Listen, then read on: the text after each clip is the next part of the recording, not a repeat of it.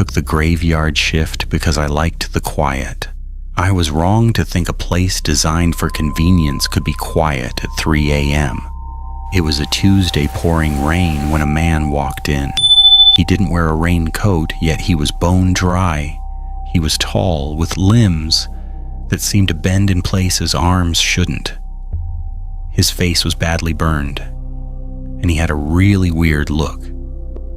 He walked directly to the back, past the Slurpee machine, and stood in front of the freezer aisle, staring at the frozen pizzas.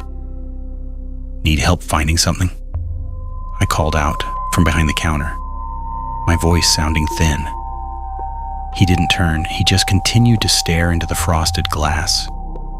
But I realized with a jolt of ice in my stomach that he wasn't looking at the pizza, he was looking at his reflection.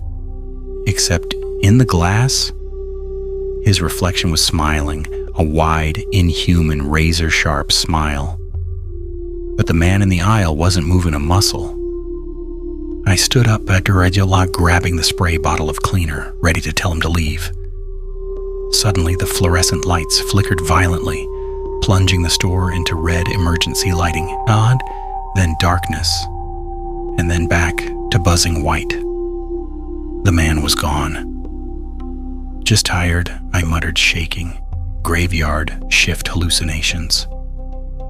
I walked to the back to check the freezer aisle. The cold air hit my face, but it smelled wrong, like ozone and old copper.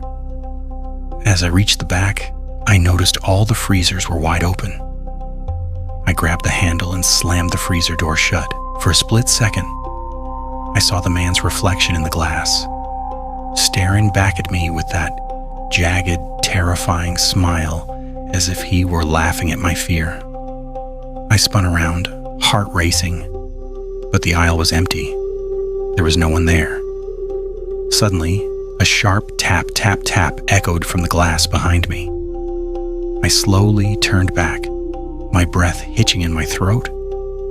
The man's reflection was still there, trapped in the frosted glass, standing right behind where my own reflection should have been. Then, my blood ran cold. Even though the aisle was empty, I didn't scream. I couldn't.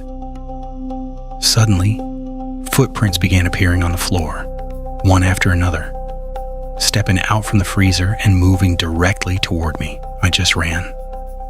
I grabbed my keys, ran to the front door, and locked it behind me. As I stood in the rain, looking through the glass doors, the store was perfectly normal. Shelves stocked, lights humming. I didn't even go back for my final paycheck.